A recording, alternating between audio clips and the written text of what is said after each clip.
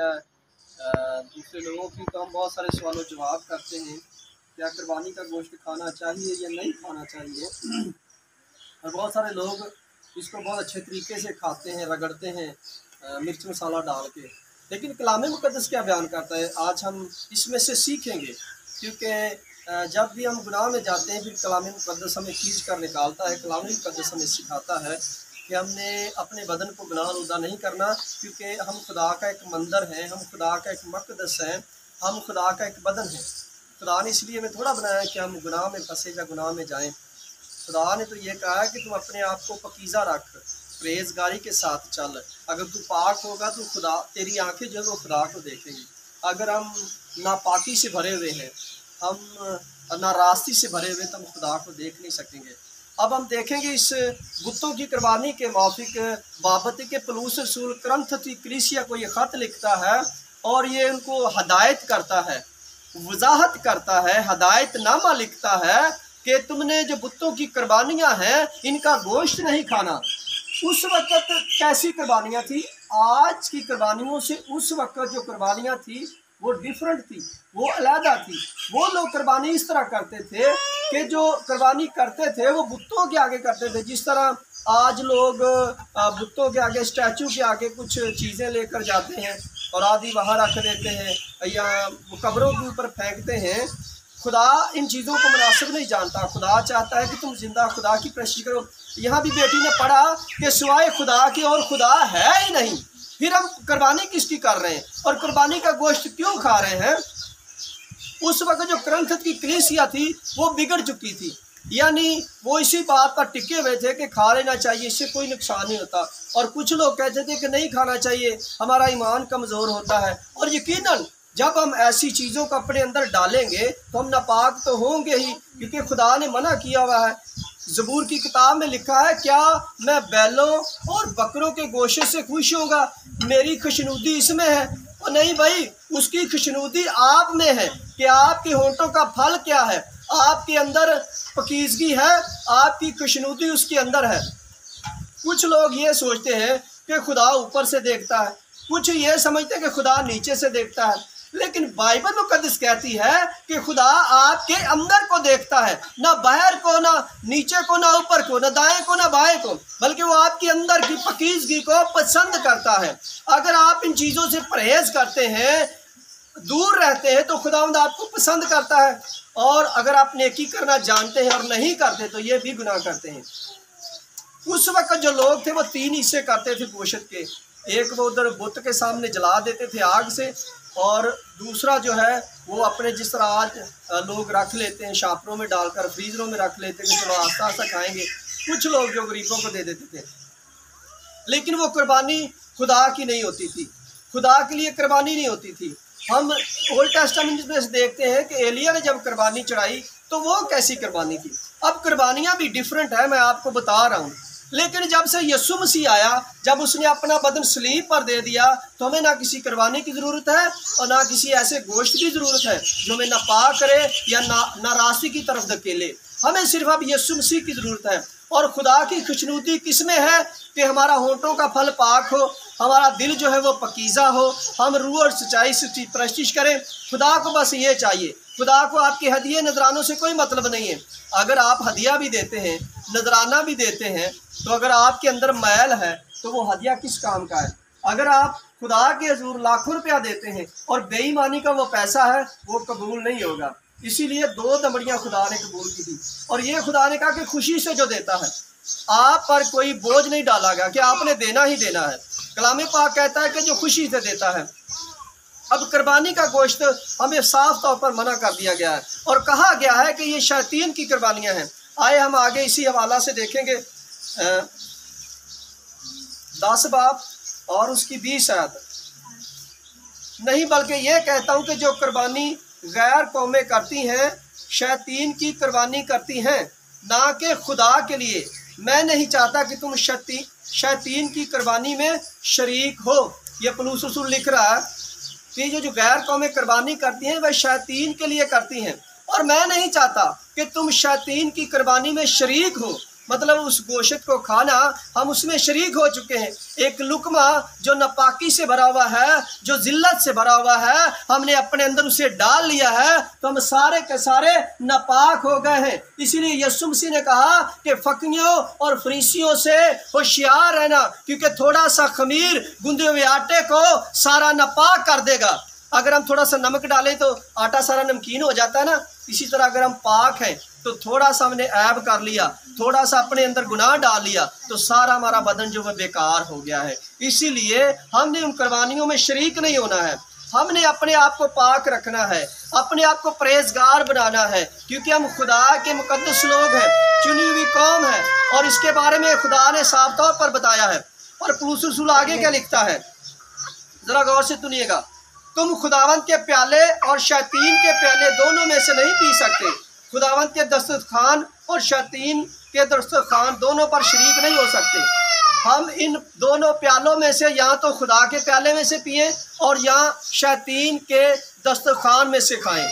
अब ये डिपेंड आप पर करता है, मर्जी आपकी है। रोका आपको किसी नहीं है, टोका आपको किसी ने नहीं है, लेकिन सिखाया जा रहा है। रूहानी हदायत आपके पास है कि आप कलाम में से सीखें और कलाम के मुताबिक अपनी ज़िंदगी को बसर करें।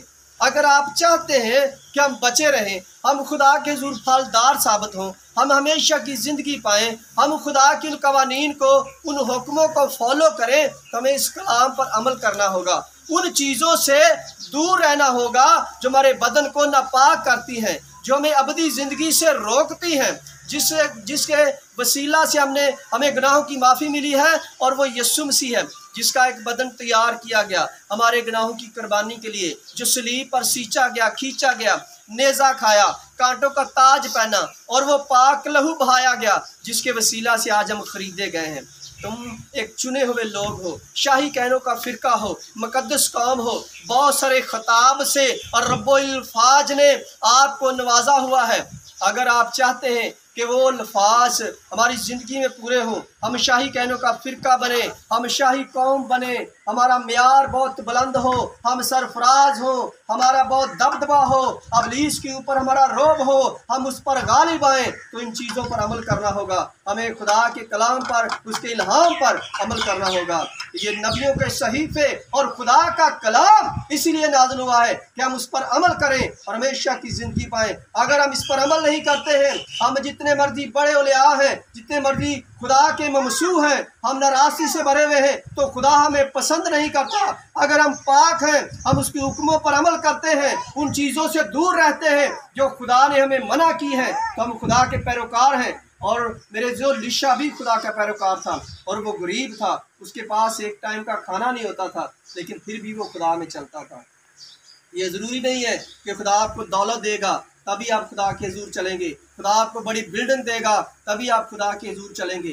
खुदा आपको रहने के लिए छत, खाने के लिए रोटी दे रहा है, उसका शुक्र करें। ये भी खुदा की बहुत बड़ी नेमत है। आप जानते हैं कि एलिया जो था वो कितनी देर इज़बल से भागा रहा और उसने बुतों की कुर्बानियों में से कुछ नहीं खाया, ना उसने बुतों को सजदा किया। सबसे बड़ी गुनाह, सबसे बड़ी हरामकारी जो बुत परस्ती है। और जिन लोगों को बुत परस्ती की आदत लग जाती है, उनके गम बढ़ जाते हैं।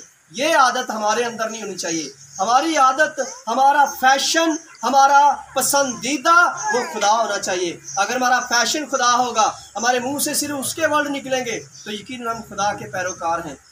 इससे कोई फ़र्क नहीं पड़ता। खुदा ने सबको चुन लिया है, चाहे वो यूनानी है, चाहे वो यहूदी है, चाहे वो कोई भी है। खुदा कहता है जो पूरे दिल से, पूरी रूह से, पूरी जान से मेरी इबादत करेगा, मैं उसको बाप की तरह बिठाऊंगा। ऐसा नहीं है कि जो बाप के बरगजीदा हैं वो अपने कामों से बाहर रह जाएं और लंगड़े लूले जो लुच्चे हैं वो खुदा की बादशाही में दाखिल हो जाएं। ऐसा नहीं होना चाहिए। आपने होशियार रहना है उन फकीयों फरीसियों से जो आपको गलत तलीम देते हैं। मेरे अजीजों, ये शैतान की कुर्बानियाँ हैं, शैतान की कुर्बानियाँ हैं। बुत परस्ती शैतानी काम है और खुदा इनसे मना करता है। जब भी मुसीबत आई इसराइल पर, बुत परस्ती की वजह से आई है। जब भी उनको असीरी में जाना पड़ा है, गुलामी में जाना पड़ा है, बुत परस्ती की वजह से जाना पड़ा है। आप जानते हैं कि एंड के दिनों में जब सुलेमान बूढ़ा हो गया तो उसने अपना दिल जो था, उसकी बहुत सारी बीवियां थी, बड़ा प्यार था उनको अपनी बीवियों से, और उनकी बीवियों ने क्या किया, वो बुतप्रस्त लोग थी, तरह तरह के कबीलों से, कौमों से उसने ब्याह किए हुए थे। और एंड के दिनों में जब बूढ़ा हो गया तो सुलेमान के दिल में जो अपनी बीवियों के लिए बड़ा प्यार जागा, और उनकी बीवियों ने, सुलेमान की बीवियों ने उसको बुतप्रस्ती की तरफ माइल कर लिया, और वो खुदा के हजूर से गिराया गया। जब हम बुतप्रस्ती की तरफ जाते हैं हम गिर जाते हैं, फिर हमें खुदा उठा खड़ा नहीं करेगा। आप बुतप्रस्त नहीं है, आप खुदा के हजूर इक्वल अच्छे तरीके से, जेन्युइन तरीके से, खालस तरीके से चल रहे हैं तो खुदावंद आपको उठा खड़ा करेगा, वो आपको सरफराज करेगा। वो सरफराज करना चाहता है। क्या हमारे अंदर वो एबिलिटी मौजूद है? क्या हम उसके कवानीन पर, उसके कानून पर अमल करते हैं? जब हम अमल करते हैं तो एक दिन आएगा कि आपको फलदार साबित होंगे, लेकिन उसके लिए आपको टाइम चाहिए, वक्त चाहिए कि आपने उसके साथ साथ चलना है। आप जानते हैं कि इसराइल के रास्ते क्यों इतने लंबे हो गए? जो थोड़े दिनों का रास्ता था वो 40 साल में बदल गया। ऐसा नहीं कि खुदा उन पर रहम नहीं करता था, रहम वो उन पर कर रहा था, लेकिन उनके कामों की वजह से उनकी मुसीबत बढ़ रही थी। उनके जो बच्चे थे वो मर रहे थे, वो लोग मर रहे थे जो बुतों को पूज रहे थे। जो हारून ने बछड़ा बनाया, लोगों ने उन्हें पूजा, और खुदा ने वहाँ ज़मीन खोलकर उन सबको गर्क कर दिया, और उन लोगों पर आग नाज़िल हुई जिन्होंने खुदा के खिलाफ गए। आज भी जब हम खुदा के खिलाफ जाते हैं, उसके कवानीन को कबूल नहीं करते, अपनी ज़िंदगी में नहीं रखते, तो हम खुदा को बिल्कुल पसंद नहीं आते। आज वक्त है कि हम अपने आप को जांचें कि जिन चीज़ों से खुदा हमें मना करता है हम उनसे मना हो जाएं, हम उनसे दूर रहें, ताकि हम खुदा को पसंद आएँ।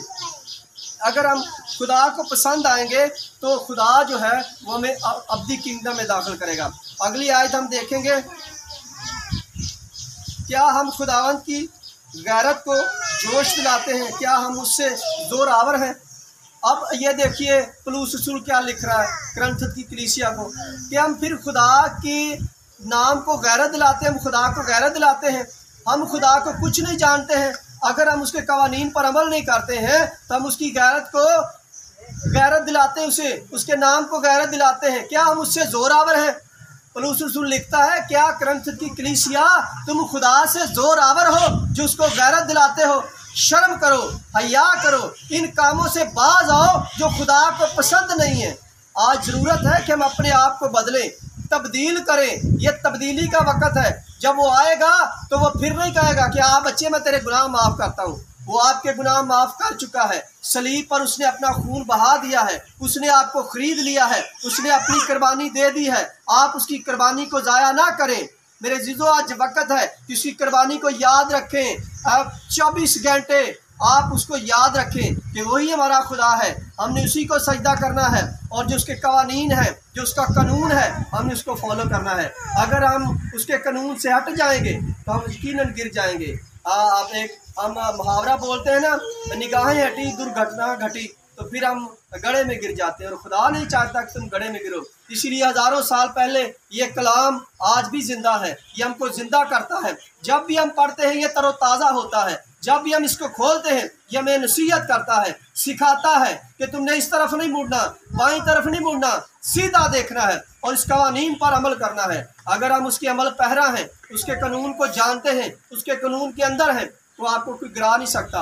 हज़ारों हाथ उठेंगे आपके खिलाफ, लेकिन वो हाथ नीचे होंगे। खुदा आपको सुरखरू करेगा। खुदा चाहता है कि उसके लोग जो हैं वो शादमानी से भरे रहें, और जिसके अंदर यीशु मसीह है उसके अंदर शादमानी है। खुदा इस कलाम के वसीला से आप सबको बरकत दे, आप सबके साथ हो।